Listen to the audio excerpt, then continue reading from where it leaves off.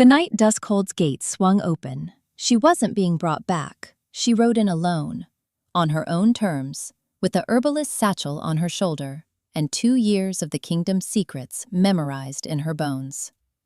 The king was waiting in the shadows of the East Tower, no cloak against the mountain wind, his eyes doing the one thing he had spent 2 years refusing to do, looking at her, like she was the only fixed point in a shifting world. He said nothing, just turned and walked inside, as if she had only stepped out for an afternoon. And she followed. Not because the bond demanded it, not because the law required it, but because something in that silence felt for the first time like an answer rather than a wall. So why, after everything he had kept from her, every crown placed on another woman's head, every deliberate look away, did she choose to come back at all? Watch the full story to find out. She who learns to look at herself clearly, she always finds her way. Sister Isolde of St. Briar's. Stone columns the width of old oaks. 47 candelabras, each burning 12 candles, throwing light that moves like something alive. The assembled court of the Thara, in full winter dress. Fox fur, dark wool, the occasional flash of a jewel catching fire. We find the third column from the left. Behind it, a woman. Alwyn, 32, stands with her shoulder blades pressed flat against the stone, breathing shallow. Her hair is the dark red of autumn bark. Her dress is gray-blue, the color of sky before weather. She has the stillness of someone who learned long ago that stillness is a form of power.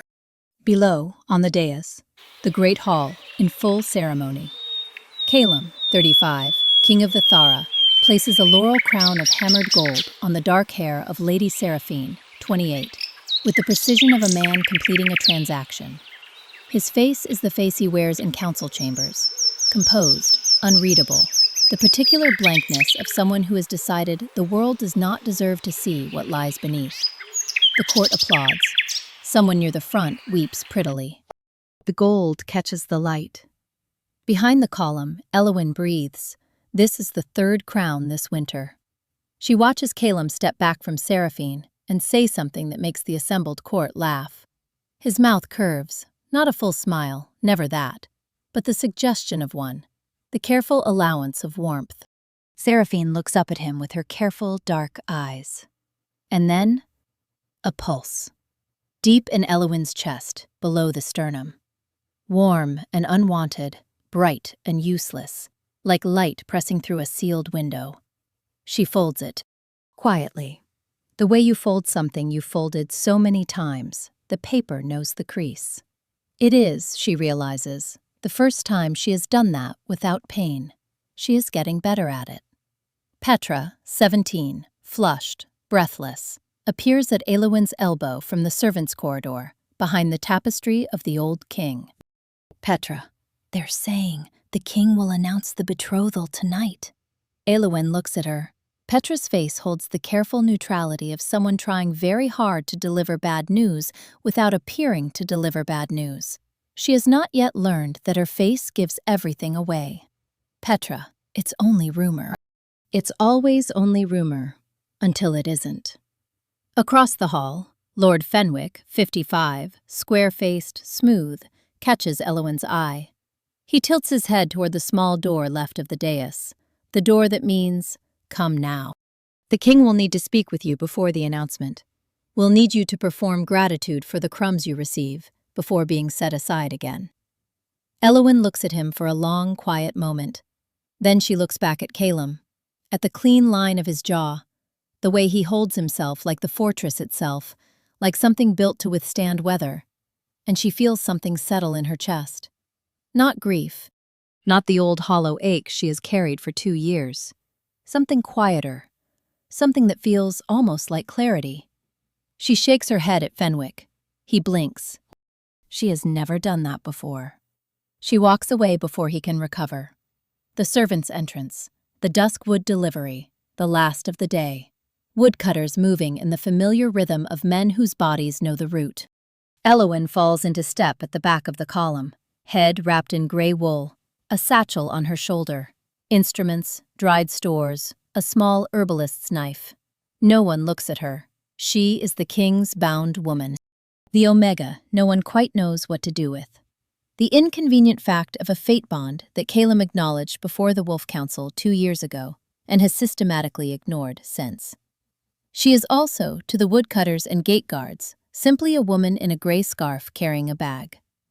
The gate opens, she passes through. Cold hits her face like a palm. Behind her, Duskhold's torches throw orange light across the snow. Ahead, the dark, absolute and clean. She thinks, he is afraid. He has been afraid the whole time, and his fear is not my responsibility. She walks, a rider, his horse lathered. His face doing the thing faces do when they contain urgent news they are not authorized to explain. Sister Isolde, 70, who answers the gate herself, as she answers everything herself, with the unhurried attention of a woman who decided long ago that the world's urgencies are mostly theater, looks at him. Writer. The king's physician requests Elowin of St. Briar's, by name, tonight. Sister Isolde glances over her shoulder. In the courtyard, a young woman elbow-deep in apothecary sorting. Why her specifically? Aerotoxin, Eastern compound. He said there's no one in the capital who trained under the old methods. Sister Isolde leaves the silence alone. Elowin, bring your kit. They do not tell her it is the king. A man is dying in a bed that dwarfs him, which is a feat because even in this state, he is not a small man. Dark hair, damp with sweat. The wound on his left shoulder has gone bad around the edges, the way Eastern compound does when left too long. A spreading violet gray that Elowin has seen before in corpses and in the very nearly living. She crosses to him without ceremony. The physician, gray-haired, hands shaking with the frequency of relief, moves aside. Elowin, how long? Physician, 8 hours since the attack. I've been attempting. Elowin, you've been making it worse. Examining the poultice. This draws heat. The compound needs cold first. Where is your night moss? Never mind. I need a bowl, clean water as cold as you can get it, and for everyone in this room to be quiet. They are quiet. She works. The man beneath her hands is unconscious for the first hour, then not quite, cycling through the shallow half-consciousness of high fever, murmuring things she doesn't try to hear, his breathing evening out in increments as the counter-agent moves through him. Third hour. She reaches across him to check the poultice at his collarbone, close enough to feel the heat radiating off his skin, and when she glances up, his eyes are open. Gray. A deep, still gray. Like stone in a riverbed. Like the sky before snow. Fixed on her face with an expression she can't read, which unsettles her because she has always been good at reading faces. You're going to be fine. He says nothing. But his hand, slow, deliberate, the movement of a man who has very limited resources and is choosing carefully how to spend them, lifts from the bed, closes around her wrist. Not a grip, not restraint, just contact. The bond hits her like walking into a wall in the dark. She has read about it. Every Omega in Vithara has read about it. Sister Isolde assigned the binding texts the same tone she used for every other lesson. This is how the body works. Here is what it means and does not mean. Elowin had read about the recognition, the warmth, the sense of rightness that has nothing to do with choice and everything to do with something older than choice. Reading about it had not prepared her for the reality, for the way it moves through her chest like light through water. Warm and total.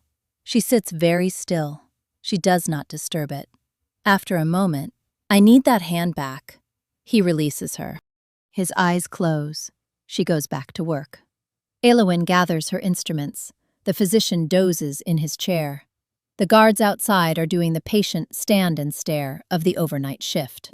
The door opens. 4 armored men enter. They drop to one knee with the synchronized economy of long practice. Man on the bed, get up. Elowin sets down her roll of linen very carefully.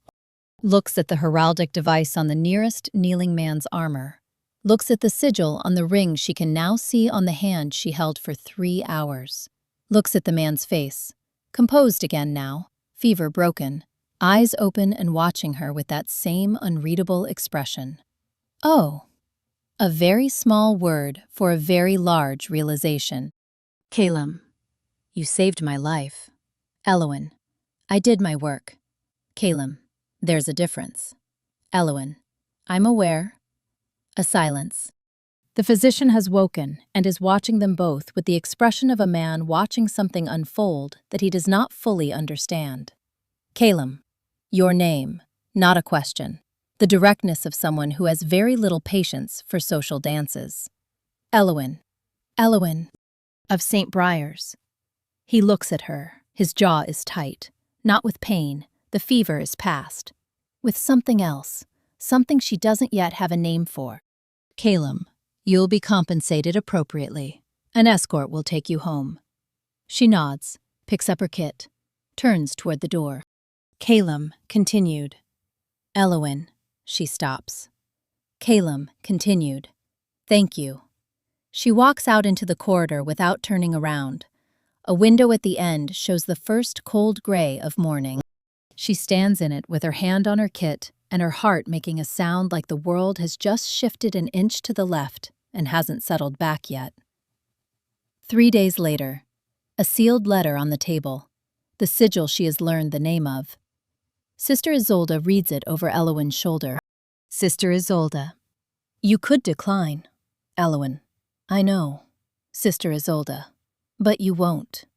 Elowin looks at the letter, thinks of gray eyes in a dawn room, thinks of the warmth of a hand around her wrist that asked nothing, offered nothing, only held on. Not yet. 1 month later, 47 lords and their households, the full weight of Vithara's power assembled. Elowin stands at the edge of the room in her herbalist's apron. Her hands are still stained yellow from the golden root she was processing when they summoned her. Calum stands before the council. He does not look at her. Calum Omega Elowin is recognized as this lord's bond match under the laws of Vithara. She will reside at Duskhold and will receive all protections afforded under statute. He steps down from the dais, does not look at her once as he passes. She stands in the room for another few minutes after the session breaks, the noise of 47 lords swirling around her. She thinks, all right, I see how this is. Elowin alone at the long table, maps spread before her. Her finger traces troop positions, supply lines, the pressure points of a kingdom's body. She fills the margins of borrowed parchment with her own notes, small, dense script, the handwriting of someone leaving records for herself. The council chamber by day, lords, decisions, the business of power. Elowin at the periphery, watching, learning which lords are genuinely loyal and which maintain their pledges the way old men maintain bad backs, present on good days, unreliable under pressure. She learns that Harwick, Seraphine's father, the Duke from the Eastern Territories, visits twice a year and spends both visits talking to people with reasons to dislike Calum. She learns the dispatch maps, the markers for troop movement, the shape of the danger. Winter comes, then spring, then winter again. She does not weep into pillows. She does not haunt corridors hoping to be noticed. She learns. After a feast, Elowin catches Calum alone, just for a moment, an intersection of corridors, a gap in his schedule, the kind of chance she has not had before and may not have again. Elowin, tell me why. He looks at her, through her, almost, that careful, total absence of expression. Then, Calum, don't ask questions that don't need answers. He walks on. She watches him go. She thinks about that for a very long time afterward. Back to the opening, the third crown, Elowin behind the column. Fenwick catches her eye, tilts his head. She shakes hers. She walks away. Elowin on the road. Walking. The dark ahead of her, Duskhold's torches behind. She doesn't look back. 2 days later. Bare earth. The skeletal remains of climbing herbs on the south wall. Elwyn hears the gate, then Sister Isolde's voice, then footsteps. Brennan, 37, stops at the edge of the herb beds. Tall, dark eyes, a face that keeps its own counsel. He has been Calem's right hand long enough that he moves through the world with the specific confidence of someone who always knows where the exits are. They look at each other. You're not here to take me back. Not against your will. You've been here 2 days. I know how long I've been here. A pause.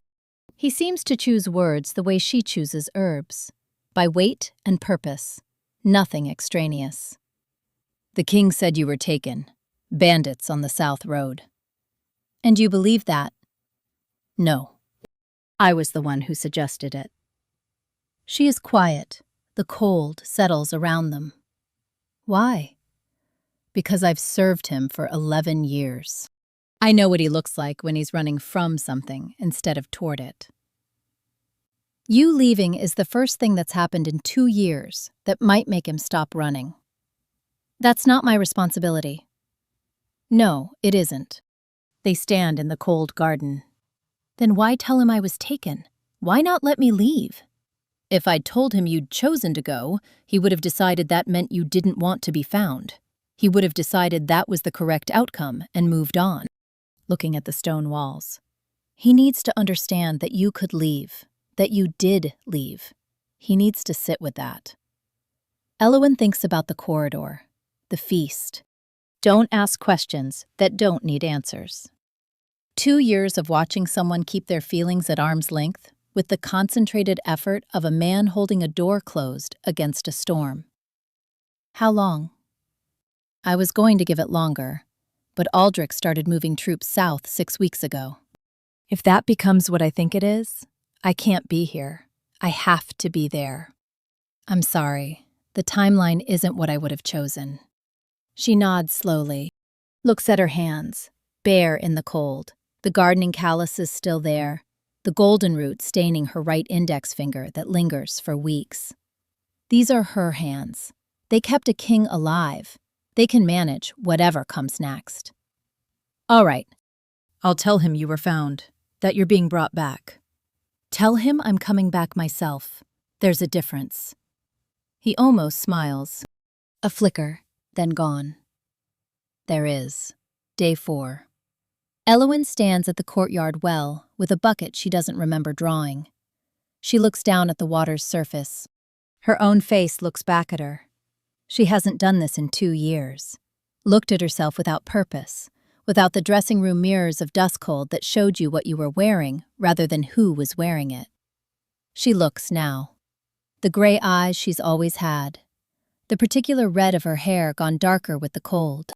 Lines around her mouth that are different from 2 years ago. Not older exactly, but more deliberate. The face of someone who has learned to hold things. She thinks, when did I stop looking at myself?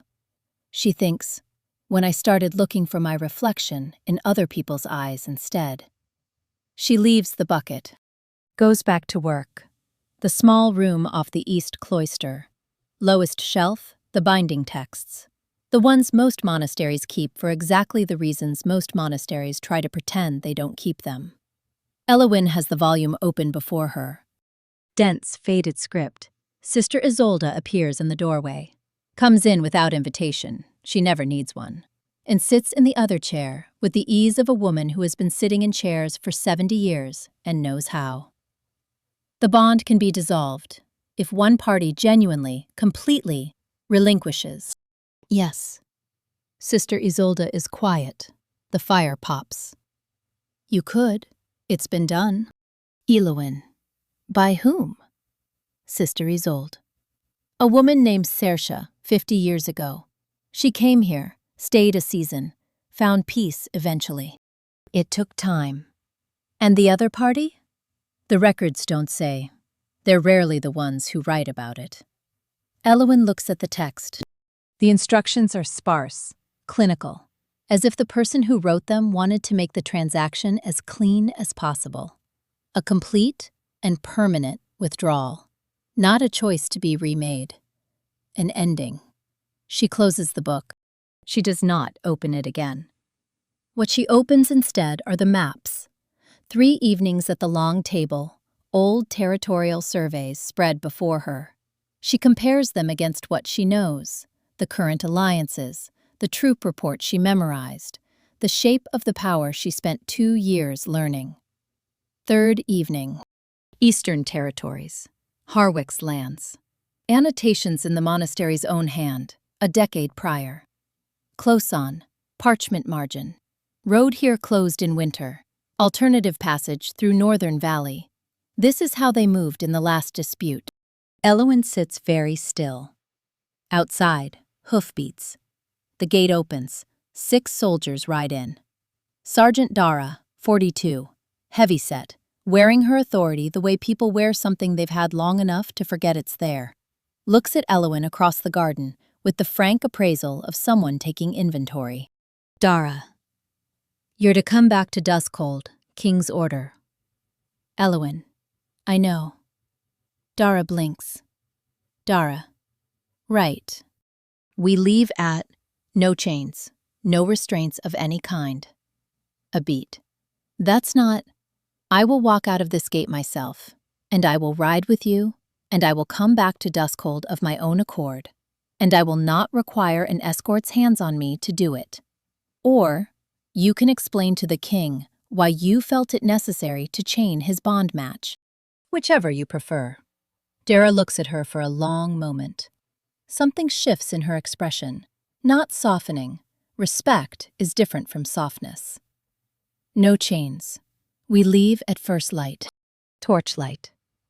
A young soldier, 17, sits in the snow, cradling his wrist, going the color of someone trying not to cry in front of colleagues. His horse stands several feet away. Dara assesses the situation with the philosophical expression of someone who has seen worse. Elowin dismounts before anyone asks her to. She works in the torchlight. The wrist is sprained, not broken. Cold has done the rest. The boy watches her with wide eyes. The rest of the company watches from their horses.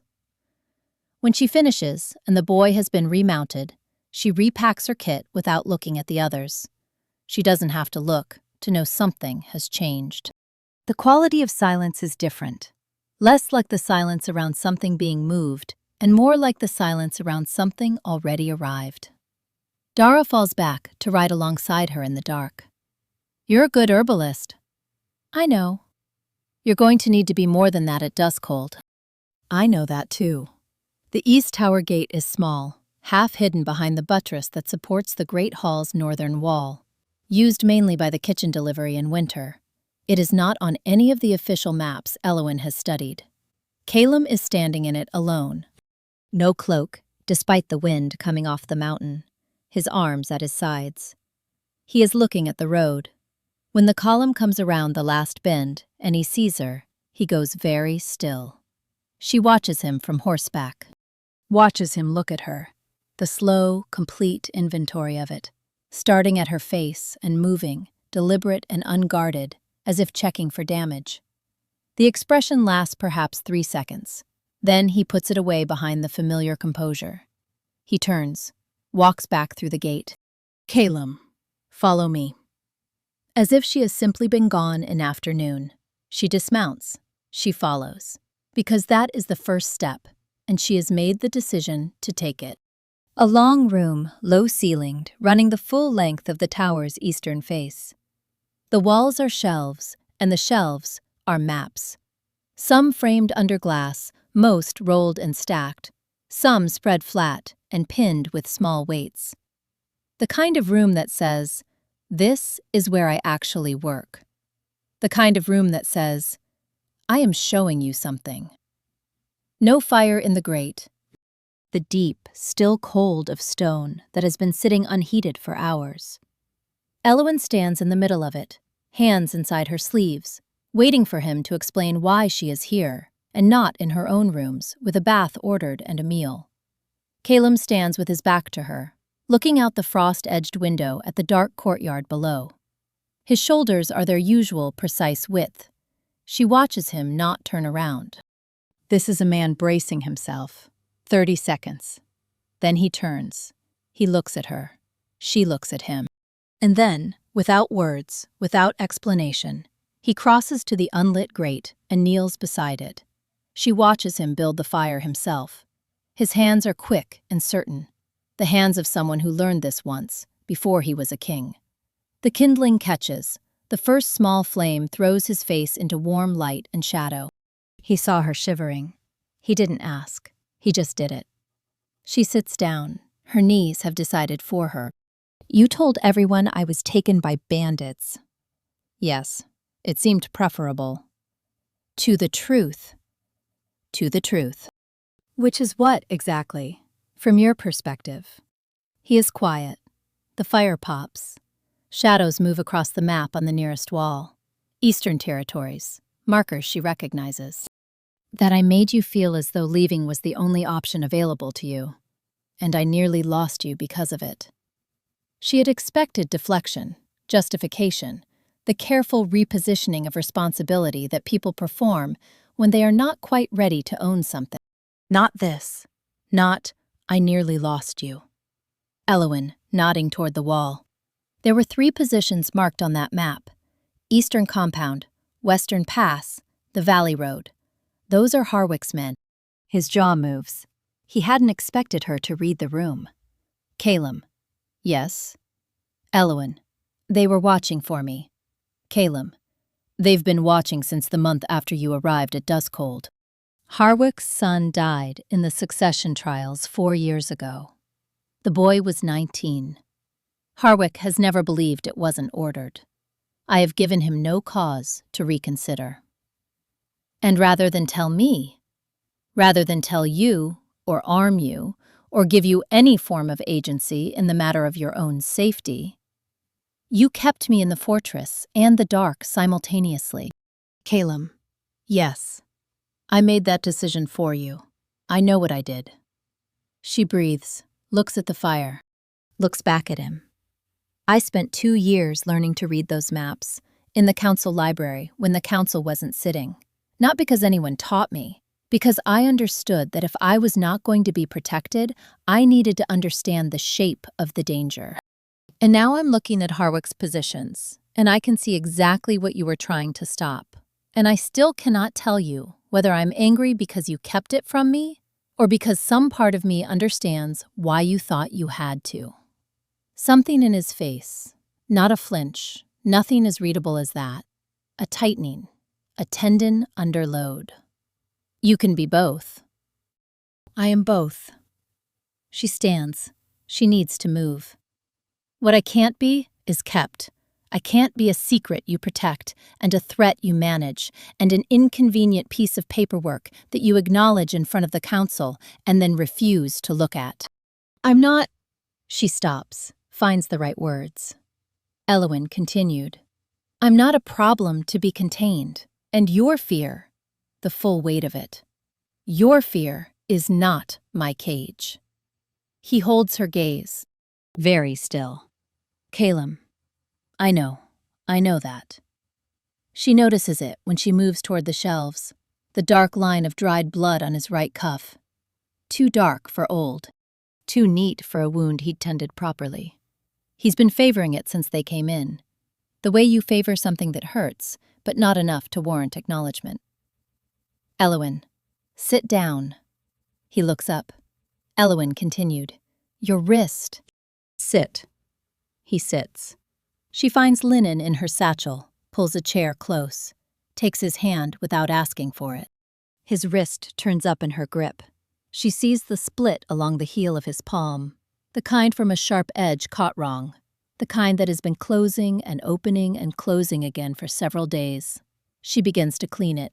His hand is warm. That is the first thing. Her fingers are still cold from the ride, the cold that settles deep, that lingers. And against them, his skin feels like something that has been near a fire for a long time. She can feel the tendons under the heel of his palm shift as she works. She keeps her attention on the wound and nowhere else. Why do you always look away? She doesn't look up as she says it. She is winding linen. The first pass, the fold at the base of his thumb. The silence is long enough that she thinks he isn't going to answer. Because his voice has dropped. Not soft exactly, but different. The way a key changes when you hold it in your hand long enough. If I look at you, I don't know that I can look away. She stops. Her hands are still. His wrist lies in them. The fire is the only sound. She is aware of his pulse under her fingers, the steady, specific truth of it. And she is aware that this is a moment she cannot unhear. She begins again. Second pass. Fold. Knot.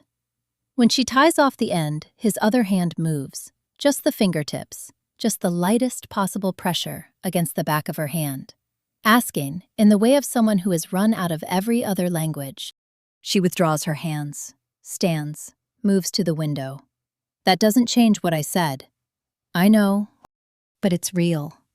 She looks at the frost on the glass, at the dark courtyard, at the road she came back on, which was her own choice, which matters.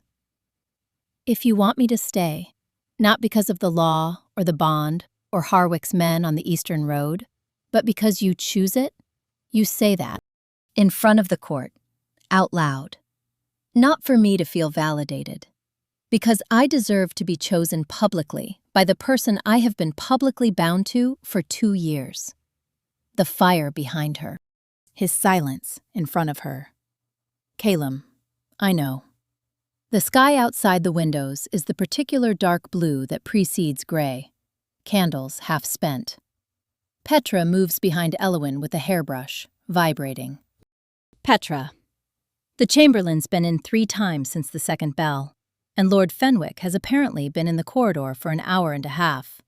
And the kitchen sent up the good honey, which they never do unless something important is happening, and… Elwyn. Petra. Petra. Yes? Elwyn. Take a breath. A breath. Petra.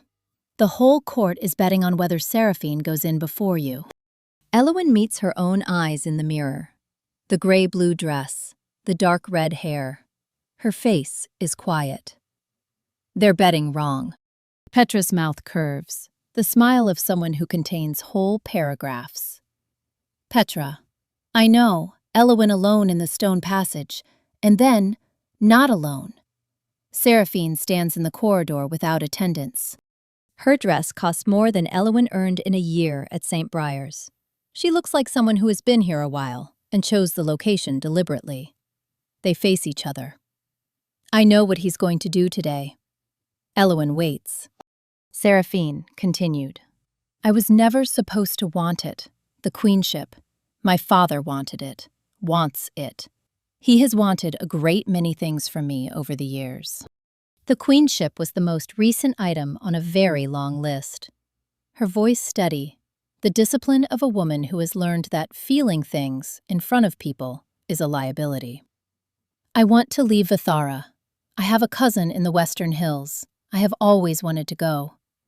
A flicker behind her eyes. Hope that has been disappointed often enough becomes something more alert than eager. My father's arrest last night. Elwyn, sharply. I didn't know. Seraphine Brennan's men took him before midnight. Apparently, there were maps. Assassination orders. Your name. Mine. The corridor is very quiet. Seraphine, he used me as a piece, in a game I didn't know the rules to. I'm not asking for anything. I just wanted you to walk into that room, knowing that no one in it is your enemy by accident. Elwyn looks at her, at the careful composure and the barely there tell of her hands, not trembling, but very still in the deliberate way of someone holding them still. Thank you. Seraphine nods, steps aside. She does not look like a woman losing something she wanted. She looks like a woman who has set down something heavy and is noticing, for the first time in a long time, that her shoulders still work. The great hall is full. Every lord, lady, bondsman, and attaché that Duskhold has. The sound presses against the doors, warm with humanity. Elwyn pauses outside the main doors for half a breath. Then she goes in. The room looks at her. She has been in this room hundreds of times, stood in corners of it, moved through the edges of its attention, learned its currents and its silences. She has never walked into it like this, through the main doors, with the aisle clear before her. She has never looked up to find Calum already looking. He is standing. He rose before she reached the second column. She knows because she felt it before she saw it. Felt the quality of attention in the room shift, felt it orient, and followed the line to him. He is watching her walk. The whole court is watching him watch her, and the whole court is very quiet, because some things do not need announcing. His eyes are gray, with a rim of something that is not quite gold at the edges, brighter than she has seen it, bright enough to notice across a room. She thinks, I have been watching that change without understanding what I was watching. She walks the full length of the aisle. Calum, 2 years ago, fate chose this woman for me. I was afraid of that. I treated my fear as wisdom. He stops, starts again, as if the next part requires a different kind of breath. Calum, it wasn't. Today, I choose her. Not because fate did first, because she is the woman who saved my life, with her hands and her knowledge, and then spent 2 years in this court learning its shape, not to serve me, but to survive me. And because she left when I didn't deserve to keep her, and because she came back of her own choosing, which is more than I had any right to expect. A silence. The hall holds it. There is no one in this room with a stronger claim to stand here. He kneels. She had not expected the kneel. The old form, the older acknowledgement, older even than the wolf law. Calum on one knee, a crown in his hands, looking up at her with the expression of someone who has taken off every single piece of armor and is standing in what's left. His eyes, this close, are gray and gold in equal weight. She can see the pull in them, the thing he has been keeping behind a door for 2 years, pressing against it from the other side. Calum continued. Elowin. Her name, nothing else. Not a title, not a designation. Her name, the specific sound of it, as if he is saying it for the first time and meaning it to be the only time he ever has to learn it. Will you let me be worthy of this? She feels the bond in her chest, not the hot urgency of it, not the ache, but something steadier, something that feels like recognition rather than compulsion, something that feels like a home she has chosen rather than arrived at. Stand up. He does. And the next time you make a decision that affects me, I ask you first. I know. That isn't an item on a list. That's a condition. Calum, I know that too. Something crosses his face, not quite a smile, but adjacent to one, the way a window can be adjacent to outside. I accept it. She looks at him for a moment longer. Then she bends slightly and lets him place the crown. The weight of it is not what she expected. Heavier. The cold metal warms immediately against her skin and then keeps warming, the metal remembering that it is metal, that it came from the earth, that it was made by hands. She stands straighter without deciding to. Of course, she thinks. Power should weigh something. That's the point. Brennan appears from the door nearest the dais before the applause has finished. He crosses the room with the purposefulness of a man bringing news that cannot wait for ceremony. He reaches Calum's side and bends to say something quiet. Elowin is close enough to hear. Aldrich left the northern borders 3 days ago, moving south with full complement. He'll be at Duskhold in 2 days. Calum looks at him, then looks at Elowin, a look she has not seen before, different from the others, new in the way of something that has only just become possible. He reaches out and takes her hand, briefly, once, the press of his fingers. And then he steps back into the role she has watched him carry for 2 years. Calum, to the hall. My lords, we have a guest coming.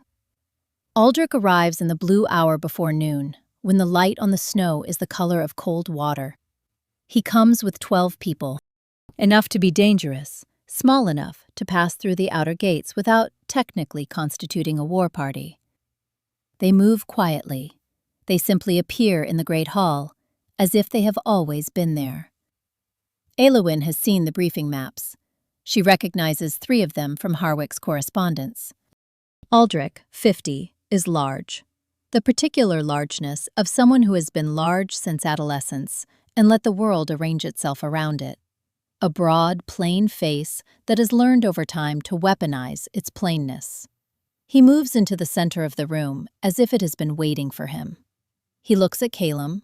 He looks at Aelwyn. He smiles. Congratulations are in order, Lady Aelwyn. I understand you've had quite the eventful season. A disappearance, a return. I do hope you plan to stay this time, long enough at least, to see your husband hand over the throne in good conscience. She feels Calum go still beside her, not the stillness of someone frozen, but the stillness of something about to move. She speaks before he can. I left because I chose to. Her voice in the herbalist's register, precise, certain, the tone of someone who knows what they're talking about and doesn't require your agreement. I came back because I chose that too.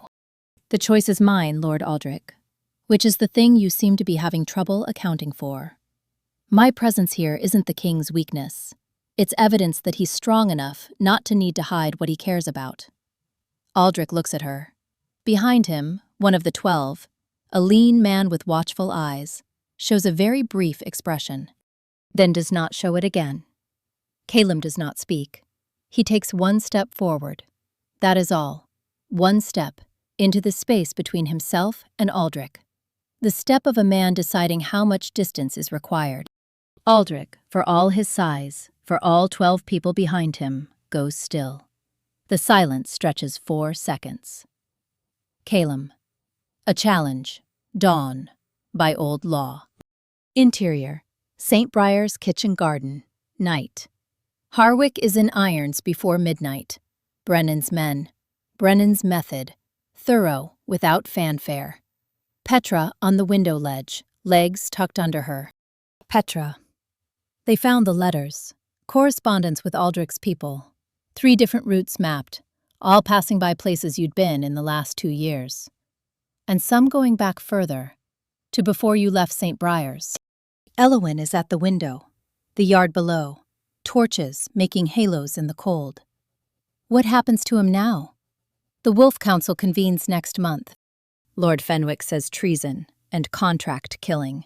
Says the verdict is, well, says it's already decided. Exile. Permanent. He loses the Eastern Territories, the title, all of it. Aelwyn nods. She thinks of Seraphine in the corridor this morning. I want to leave Vithara. The way her hands were very still. And Lady Seraphine? She's requested passage to the Western Hills. Petition goes to the king in the morning. I think it'll be approved. Past the second bell. Aelwyn pushes the ajar door open. Calum at the long bench, a sword laid flat. He runs a whetstone along the blade with the slow, practiced focus of someone who has done this 1,000 times. Torches throwing the room orange. The smell of oil and metal and old stone. He looks up when she comes in, says nothing. She sits on the bench along the opposite wall, the stone cold through her dress. She looks at the wall rack of weapons and thinks about all the things she could say, and does not say them. The sound of the whetstone resumes. Do you know you'll win? I know I'll fight. That's not what I asked. The stone pauses. He looks at the blade. Calum. I know I have something he doesn't. Aelwyn. What? He sets the stone down. He looks at her. His face in the torchlight is the most unguarded she has seen it. Not open, exactly, but the edges of it resting rather than working. Then he turns his right hand over on the bench, palm up, the bandaged wrist. The linen she tied herself 2 nights ago. A gesture, just that. She looks at his hand. She looks at his face. And then, because some things have been true for long enough that the only thing left is to let them be true, she puts her hand in his. His fingers close around hers, steady, careful, nothing performative about it. The kind of grip that doesn't need to prove anything because it already knows. They sit like that while the torches burn and the fortress settles around them. Distantly, the sound of the second watch change. Boots on stone, the passing of a torch. Time moving in the practical world while they hold still in this one. The third bell rings. She stands. He stands with her, moves, naturally, to stand behind her as she turns toward the door. She can feel his presence the way you feel weather, something that has been at the edges of your awareness, present and undeniable, and you have stopped pretending you don't feel it. She turns. They are very close. The armory is narrow at this end, and he has stepped forward, and now there are perhaps 4 inches of cold air between them. If tomorrow, don't. I wasn't going to say goodbye. I was going to say the first night, when I woke up and you were there. I hadn't felt anything except the weight of the crown in a long time. And then there was your face, and he stops. The stopping is as much of the sentence as the words. I want you to know that. She looks at him. The specific reality of him, 2 feet away in the torchlight, his hand still warm from holding hers, his eyes with the thing in them that he has been keeping behind a door for 2 years and has tonight, finally, stopped pretending isn't there. She rises onto her toes, presses her lips to the angle of his jaw, not his mouth, not his cheek, the jaw, where the bone is set hard and the muscle runs from his neck. She holds it there, 1 breath, 2, long enough to mean something. Then she steps back. He has not moved. His hands are fists at his sides, not anger, the specific controlled stillness of someone who has decided not to reach for something that is already moving away from them. Elowyn, come back tomorrow. She walks out. Behind her, she hears him breathe. The old parade yard inside Duskhold's outer walls, open to the sky, iron gray dawn.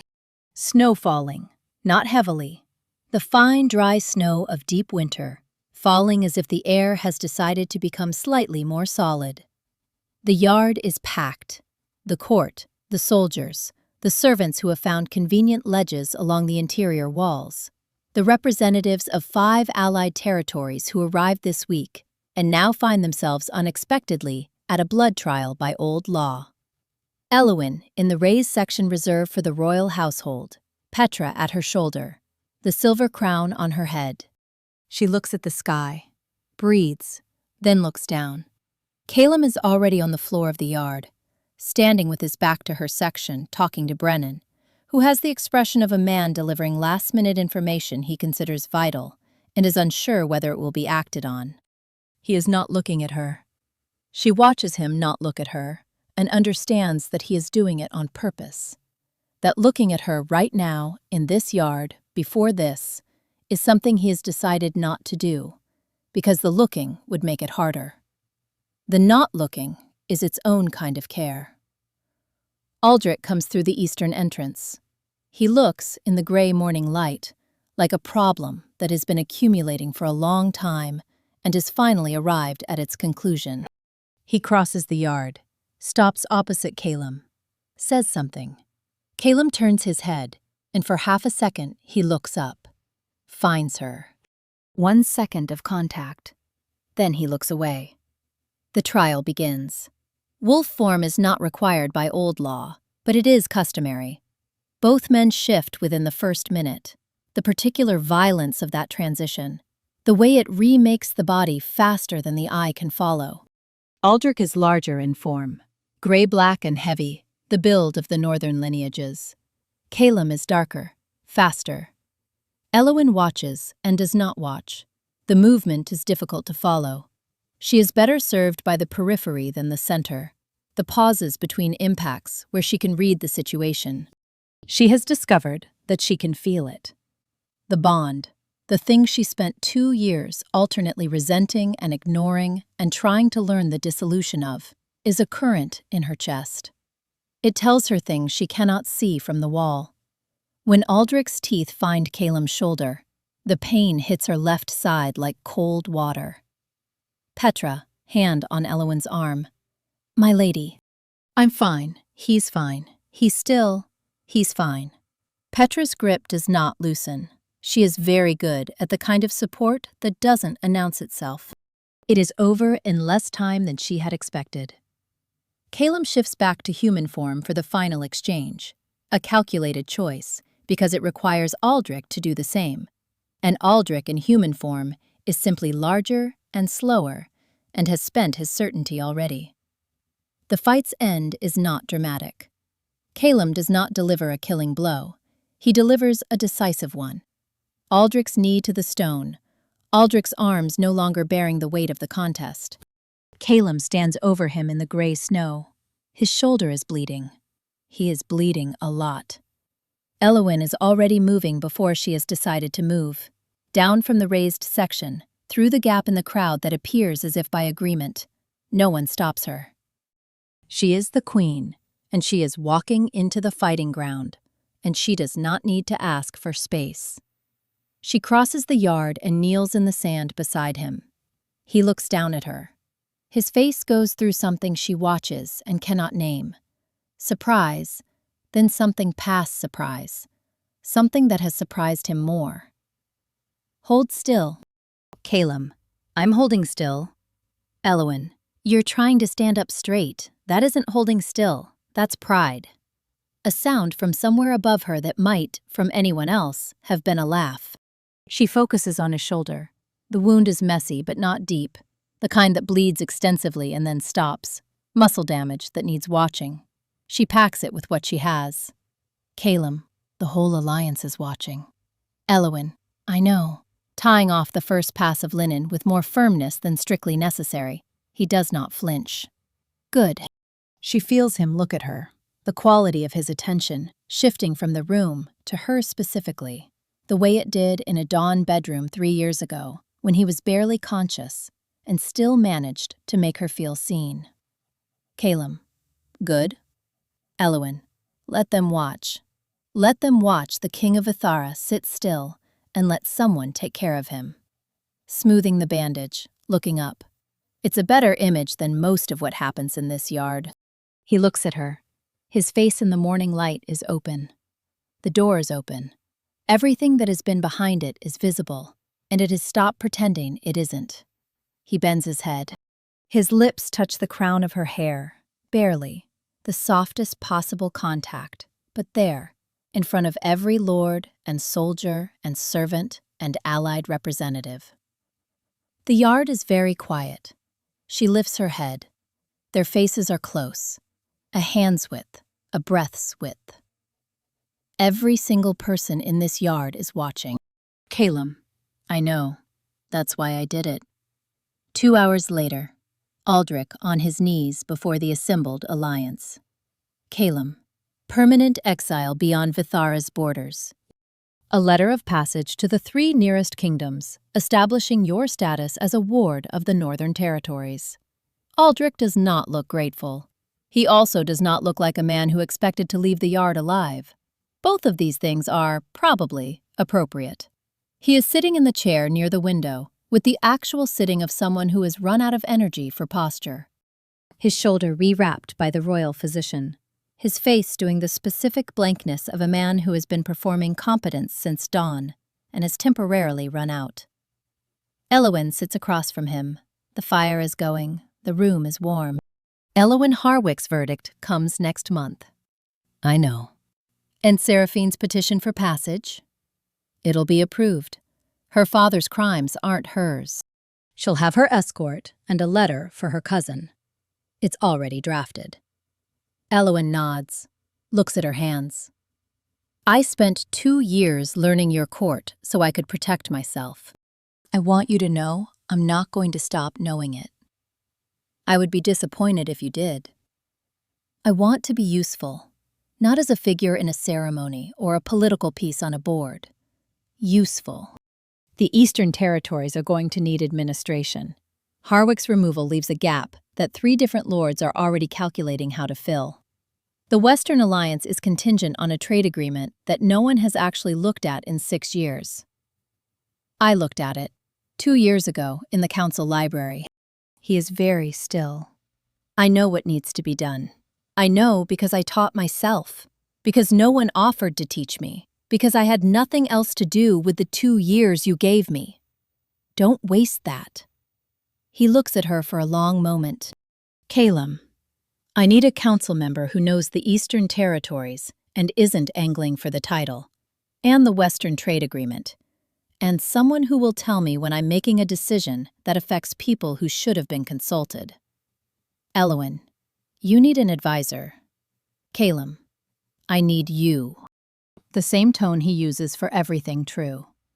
She looks at him, at the room, the maps, the papers, the window with the mountain behind it, the life asking her to step into it, not as a symbol or a bond prize or a political calculation, but as a person with hands and knowledge and the specific hard-won competence of someone who taught herself everything no one thought to offer. She stands, moves to the chair beside his, sits. Then she reaches for the nearest document, one of the Eastern Territory surveys, and opens it. Start from the beginning. Tell me what you know, and I'll tell you what I found. He looks at the document, looks at her. And there it is again, that almost thing, the window adjacent to outside. And this time it becomes the thing itself. Not large, just real. He reaches out. His hand covers hers on the edge of the document, whole and warm. And when she goes to pull back, from habit, the old reflex of 2 years of retreat, he holds on. Not tight, just present. Calum. Elowin. She looks at him. Calum continued. I need to stop doing something for a moment. What?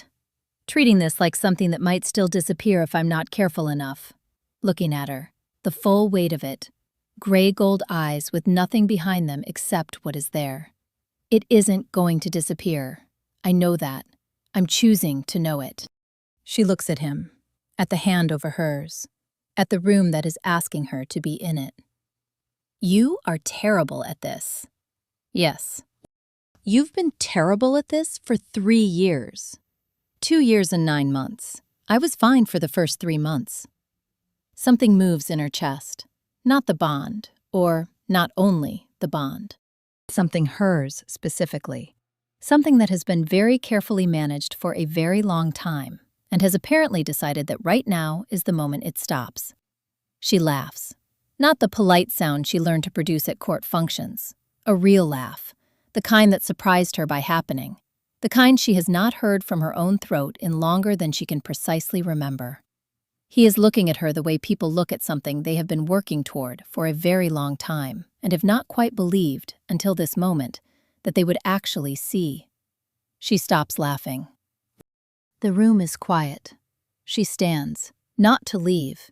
He understands because she tilts toward him rather than the door, and she is about to say something. She has almost identified what it is when... Calum, you're going to need to put down the document. Elowin, I know. Calum, because I'm about to do something, and I would like your full attention.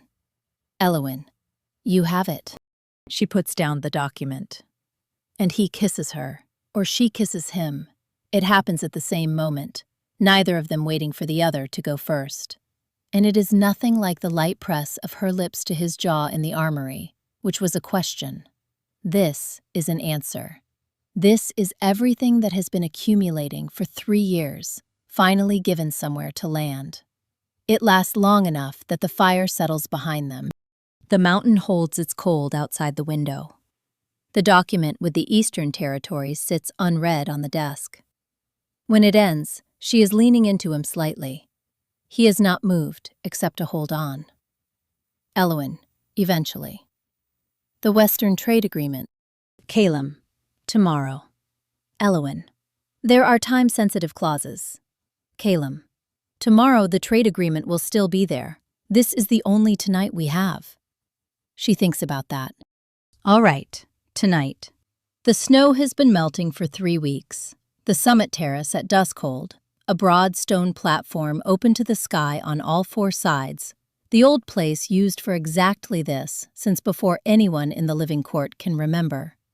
The view is the full sweep of the Thara, the valley below, the silver line of the river, the distant dark of the eastern forests where the new administrator, appointed last month, ratified by a council that included Elowin's recommendations, has already begun the work of rebuilding the territory's stripped institutions. The morning is cold and clear, and smells like new water. Elowin stands at the center of the terrace, in the ceremonial silver. Not a dress.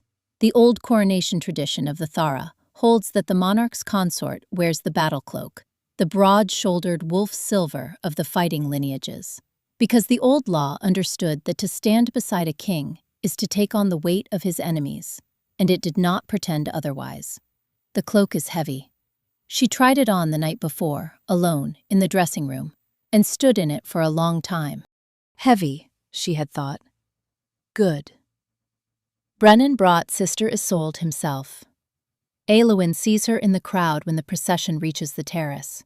Gray head, straight back, the expression of someone who has seen a great many things and is maintaining appropriate perspective on this one. She smiles. It happens before she can decide to do it, automatic and true. Sister Isolde catches it. Her head tilts, an almost imperceptible acknowledgement. Then, deliberately, she taps Brennan on the sleeve. He glances at her.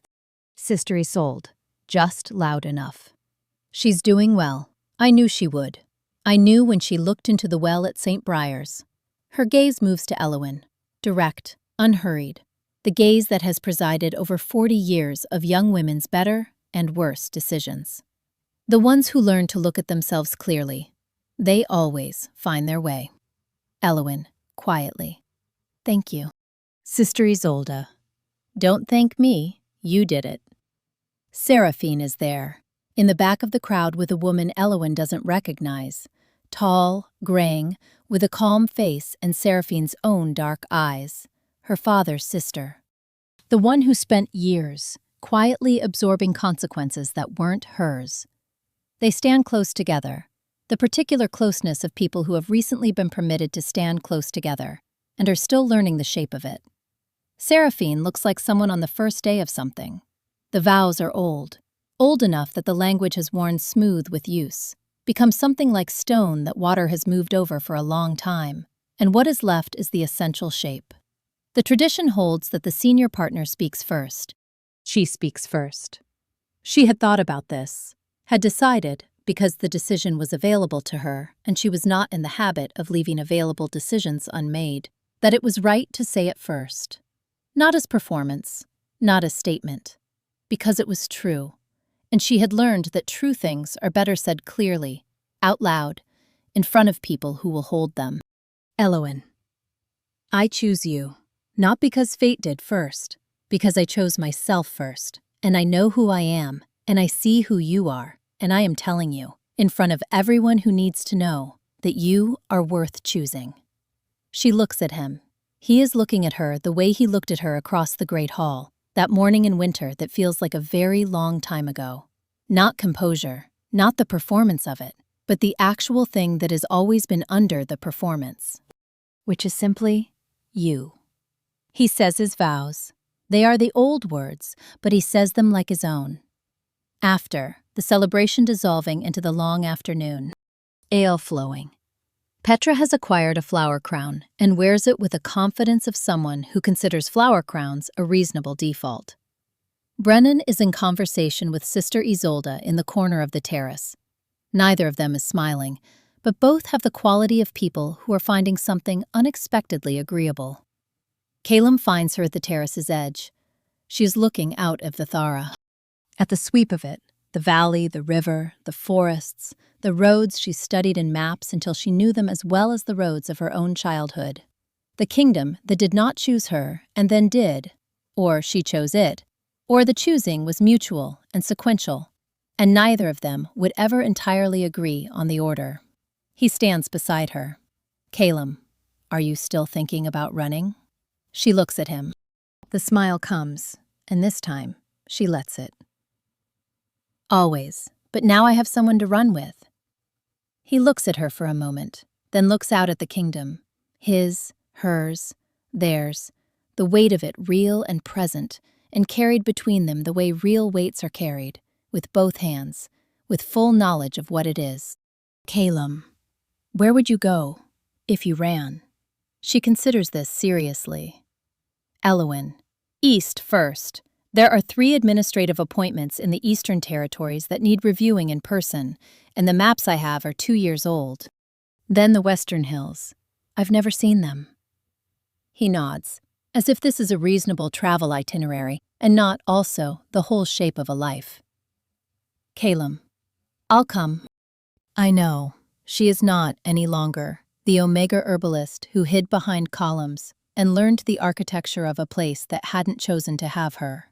She is not only the woman who walked out of duskhold into the dark and came back in the morning on her own terms. She is those things too, the way a tree is also its rings, the history of its years in the wood of it. But she is also this, the woman standing on a mountain terrace in the silver cloak, looking at the country she has learned, beside the person who has learned to look at her. She saved his life with her hands. And then, she saved her own. And then, last, and of her own choosing, in the full knowledge of what she was doing and why, she decided to stay. Fade to black. Elowin never waited to be chosen. She chose herself first, her knowledge, her freedom, her right to walk out of a door that was never meant to open for her. And only when she had done that, only when she knew exactly who she was standing on her own 2 feet, did she decide what, and who, was worth staying for. That is the quiet truth at the heart of this story. Not that fate brought 2 people together, but that one woman refused to let fear, his fear, the world's expectations, the slow erosion of being unseen, define the boundaries of her life. She learned the maps no one gave her. She walked the road no one lit for her. She came back not because she had to, but because she chose to. And there is something worth holding on to in that distinction. The difference between staying because you have no other option and staying because you have looked at every option clearly and chosen this one, deliberately, with both hands. That difference is everything. If something in this story hit differently for you, drop it in the comments. Maybe it's a line, maybe it's a feeling, maybe it's something you needed to hear today and didn't know it. I read every single one. And if you want more stories like this, the kind that stay with you a little longer than you expected, hit subscribe and come back. We're just getting started.